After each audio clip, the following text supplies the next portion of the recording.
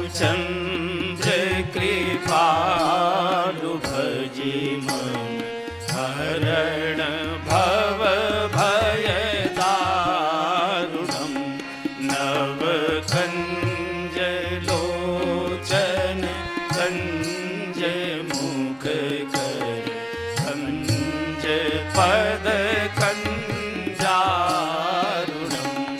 श्री रामचंद्र कृपालु भजे मन हरण भव भय दारुणम कंदर्प अगणित अमित छवि नव नील नीरज सुंदरम कंदर्प अगणित अमित छवि नव नील नीरज सुंदरम पट पीत मानहु तड़ित रुचि शुचि नौमि जनक सुतावरम श्री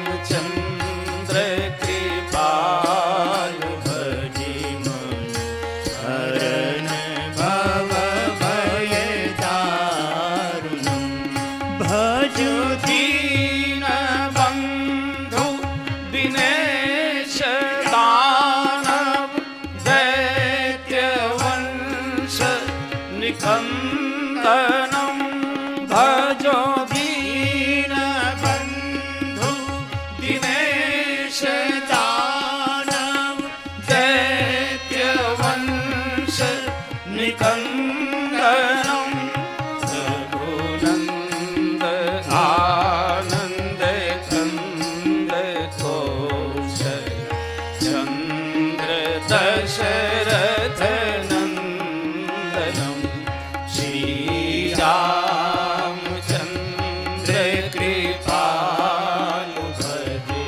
मन हरण भव भय दारुणम सिर मुकुट कुंडल तिलक चारु उदार अंग विभूषणम सिर मुकुट कुंडल तिलक चारु उदार अंग विभूषणम आजानु भुज सर चाप धरे संग्राम जित खर दूषणम श्री रामचंद्र कृपालु भजे मन हरण भव भय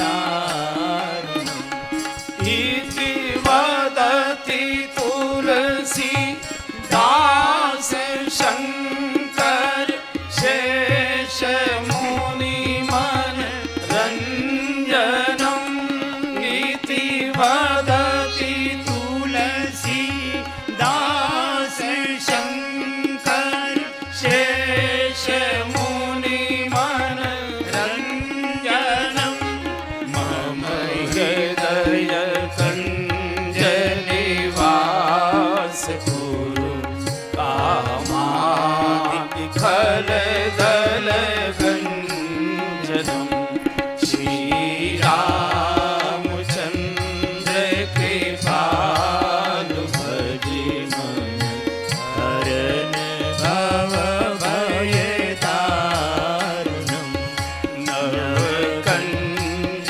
लोचन कंज मुख कर कंज पद कंजारुणम श्री राम श्री राम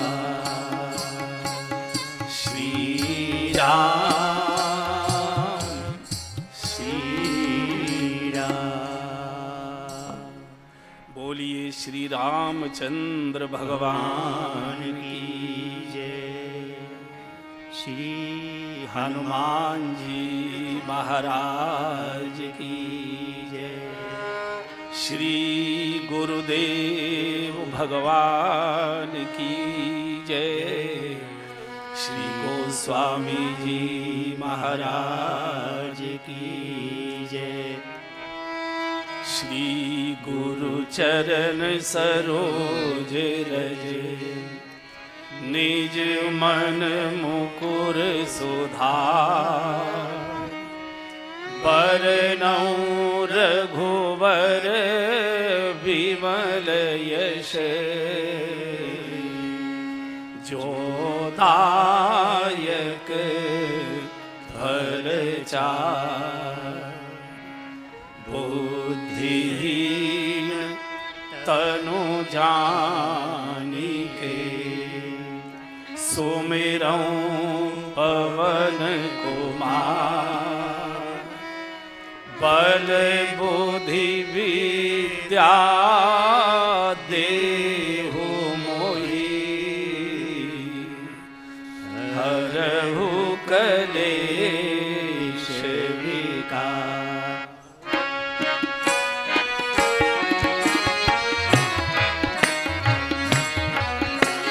श्री राम जय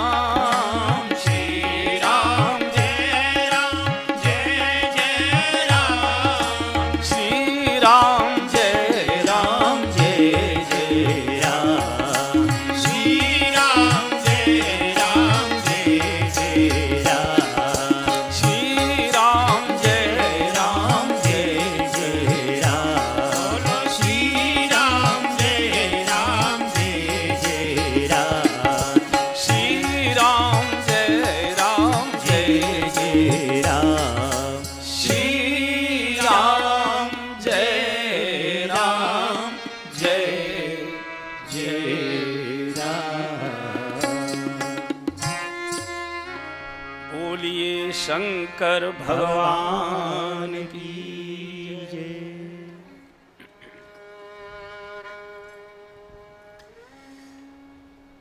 आदरणीय बंधुओं और बहनों, पहले दिन की कथा में कथा के महात्म की चर्चा की जाए, ऐसा महापुरुषों ने निर्णय दिया है। 2-3 मिनट हम लोग महात्म की चर्चा श्रवण करेंगे, फिर कथा के प्रसंग में प्रवेश करते हैं। आचार्य चरण कहते हैं और मानसकार ने भी लिखा है कि इस कलिकाल में जिसमें हम और आप निवास कर रहे हैं, इस कलिकाल में जिनको भगवत दर्शन की इच्छा है, लालसा है, प्यास है, हमको भगवत साक्षात्कार हो, भगवत दर्शन हो, उनको इधर उधर कहीं भी भटकने की आवश्यकता नहीं।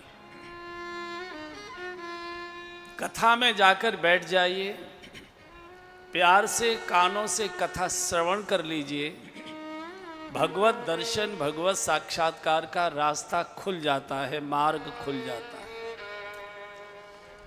जिनको भी भगवान का दर्शन हुआ है या जिनको भी भगवान का दर्शन होता है या जिनको भी भगवान का दर्शन होना है, कथा से ही हुआ है, कथा से ही होता है और कथा से ही होना है। कोई दूसरा साधन नहीं। पूरी मानस लिखने के बाद बिल्कुल अंतिम छंद में गोस्वामी जी ने लिखा है कि यही कली काल साधन दूजा, यही कली। इस कलिकाल में किसी दूसरे साधन में उलझने की आवश्यकता नहीं। यही कली कालन साधन दूजा, यही कली कालन साधन दूजा। योग यज्ञ जप तप व्रत पूजा, योग यज्ञ जप तप व्रत। क्या करें? राम ही सुमिरिय गाइए, राम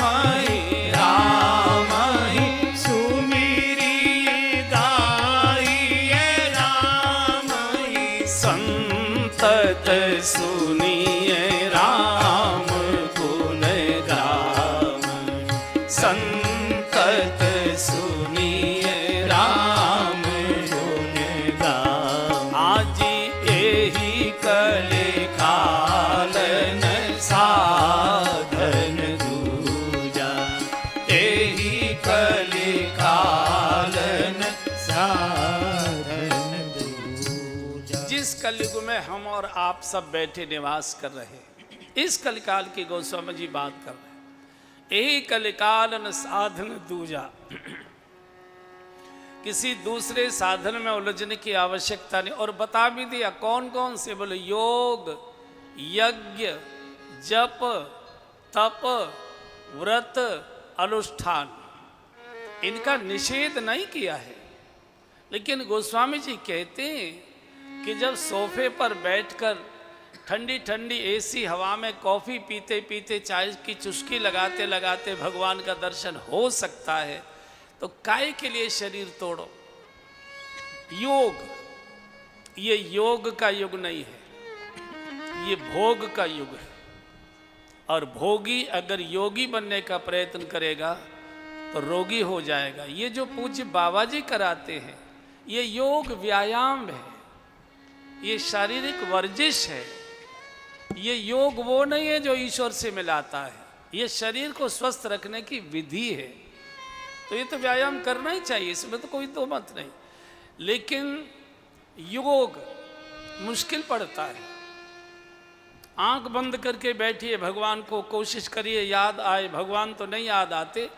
20 साल पहले किसी ने गाली दे दी थी, वो याद आने लगती है। बुरी बुरी बातें याद आने लगती है। तो ये मौसम का ही नहीं है। जैसे हर मौसम के कपड़े अलग प्रकार के होते हैं, जैसे हर मौसम का भोजन अलग प्रकार का होता है, ऐसे हर मौसम का भजन पूजा पाठ भी अलग प्रकार का होता। एक कालन साधन दूजा, योग नहीं, बीमार हो जाओगे। यज्ञ करना और कठिन है, संस्कृत के मंत्र उच्चारण नहीं आता, संस्कृत का अध्ययन भी नहीं है, विधि विधान नहीं आता, फिर 3,500-4 हजार रुपए किलो का असली घी मिल रहा है बच्चों को रोटी चुपड़ने के लिए, तो है नहीं, स्वाहा स्वाहा कहाँ से करोगे।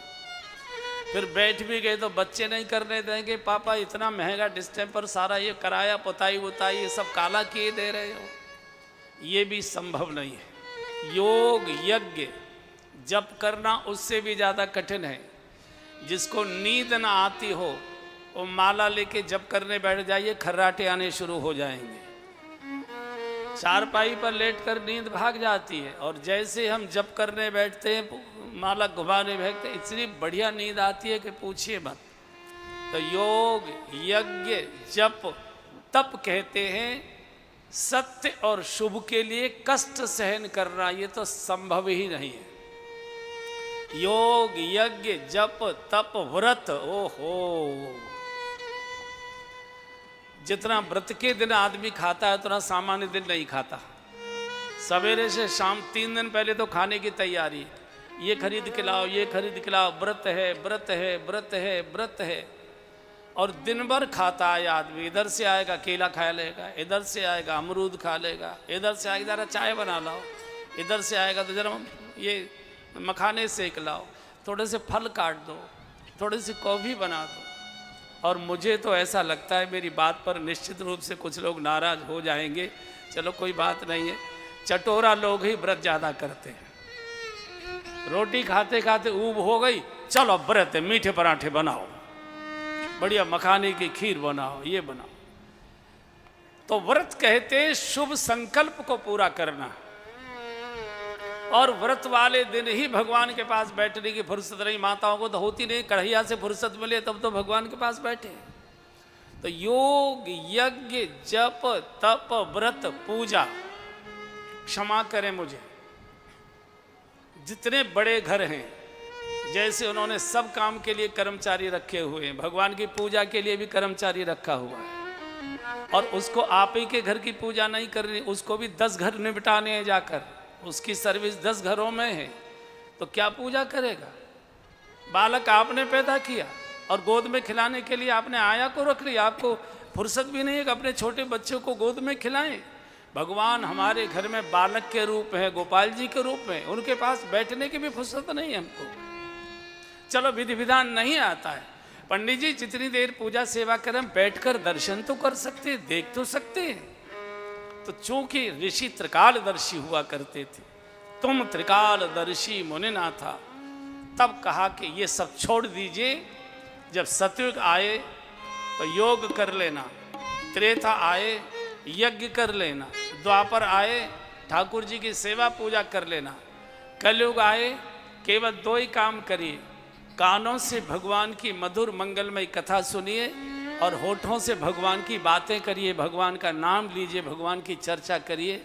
कलयुग में यही 2 साधन है पार करने की, और तीसरा कोई साधन नहीं। फिर गा लीजिए। एही कलिकालन साधन दूजा, एही कलिकालन साधन दूजा, योग यज्ञ जप तप व्रत पूजा, योग यज्ञ जप तप व्रत पूजा, राम ही सुमिरिय गाइए, राम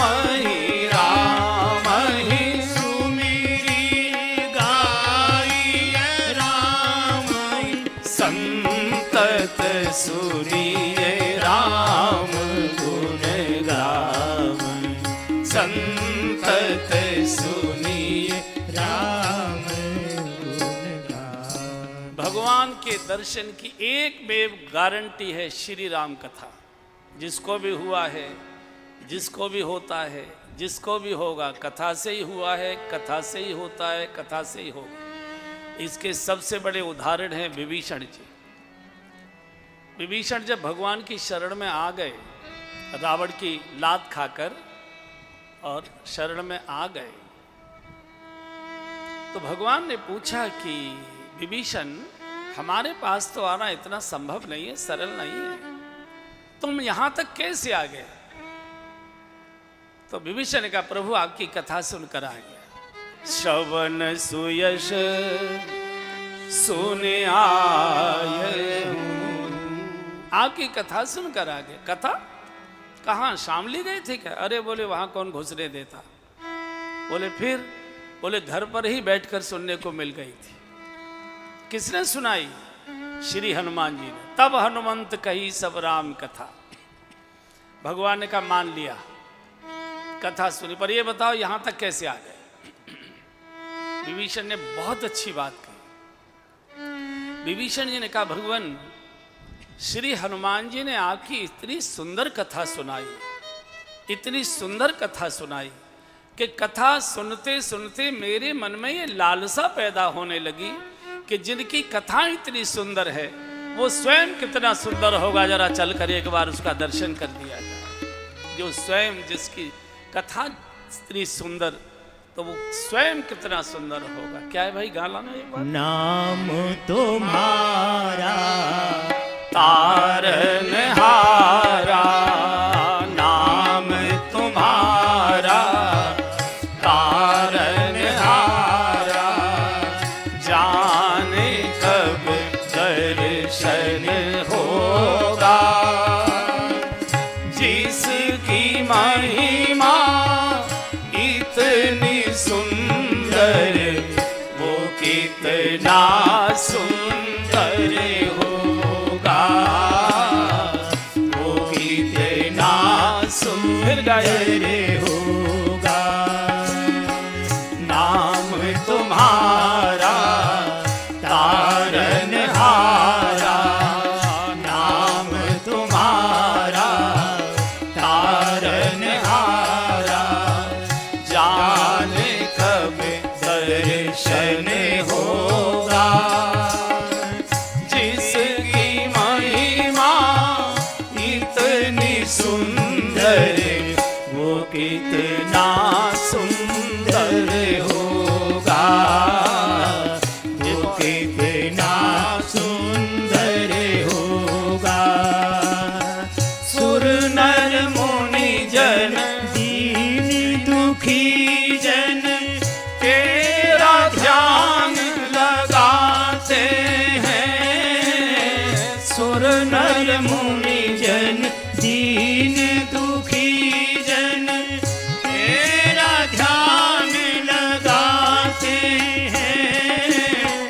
जो भी तेरे दर पे आया, जो मांगे सो पाते हैं।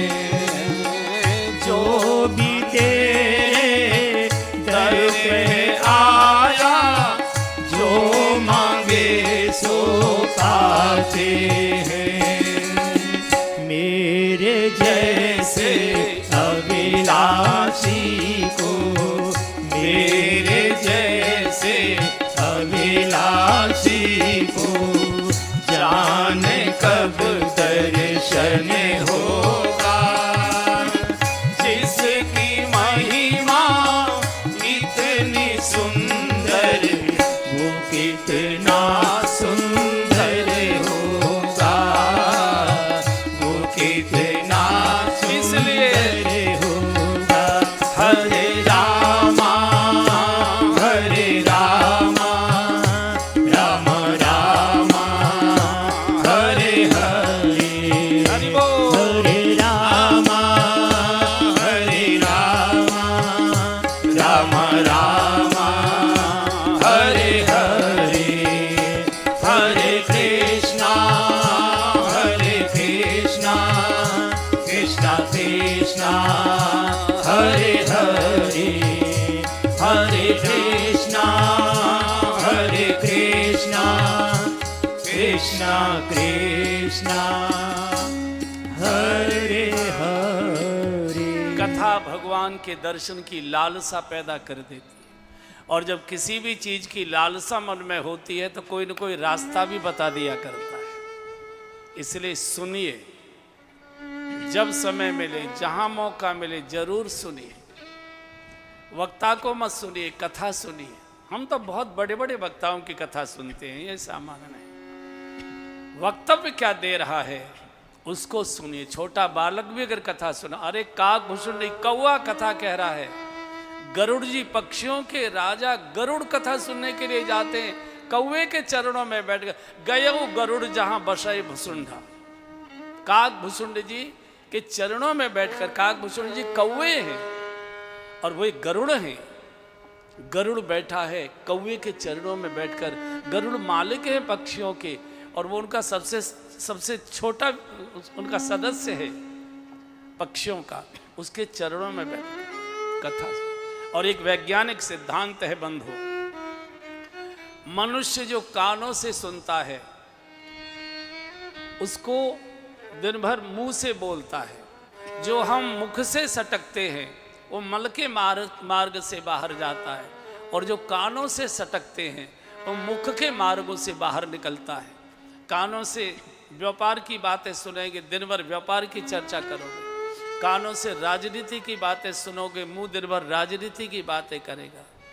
कानों से कुछ ऐसी इधर उधर की बातें करोगे तो इधर उधर की बातें निकलेगी।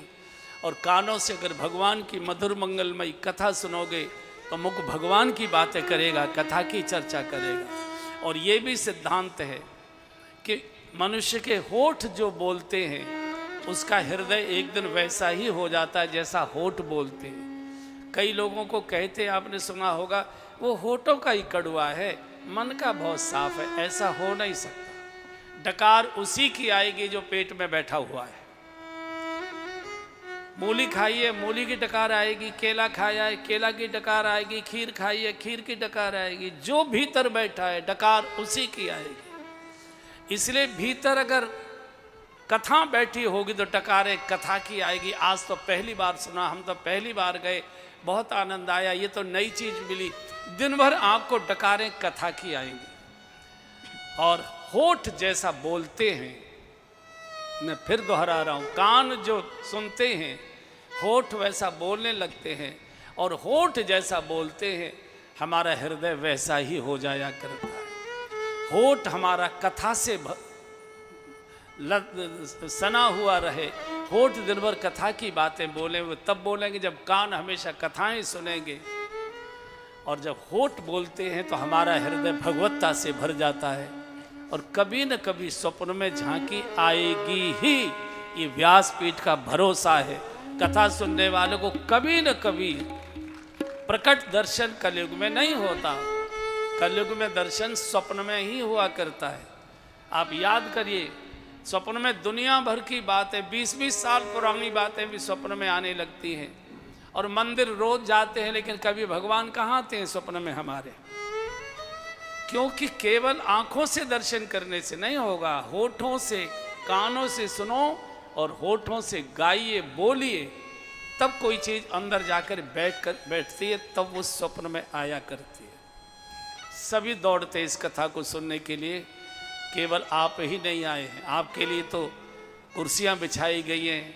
बाबूजी जैसे समाज के अति प्रतिष्ठित महापुरुष ने कितने महीनों से तैयारी की है। टेंट लगवाओ, ये लगवाओ, सफाई करवाओ, कुर्सी लगवाओ, चांदनी मंगवाओ, फड़ाना करो, ठिकाना करो। अन्यथा जो कथा सुनने जाते हैं, देवलोक के भी देवता आते हैं, उनको तो कोई पूछता भी नहीं। कथा की शुरुआत होते ही ब्रह्मा जी को छोड़कर सरस्वती दौड़ कर आती। कथा है तू विधि भवन बिहारी, कथा है तू विधि भवन बिहारी, कथा है तू विधि भवन बिहारी, कथा है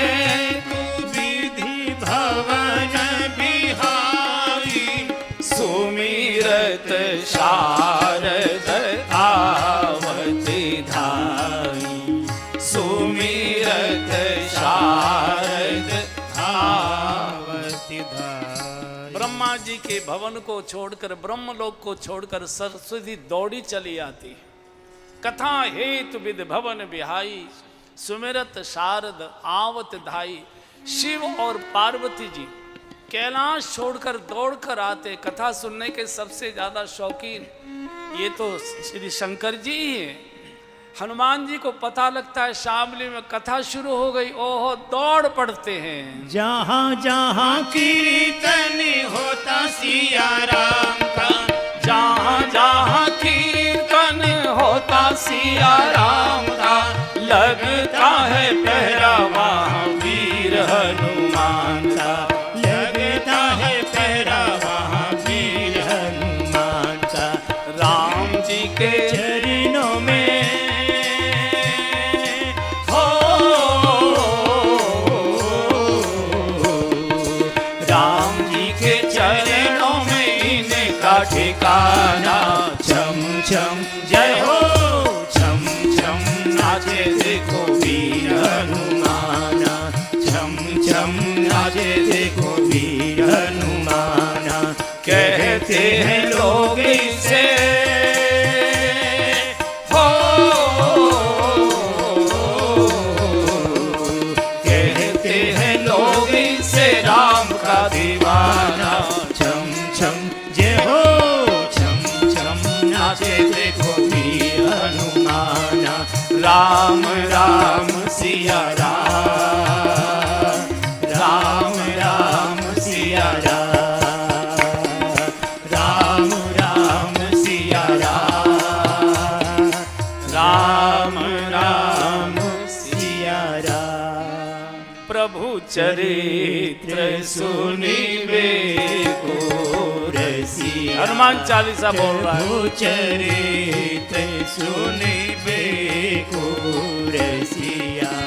प्रभु चरित्र सुनिवे को रसिया, प्रभु चरित्र सुनिबे को रसिया। राम लखन सीता मन बसिया, राम लखन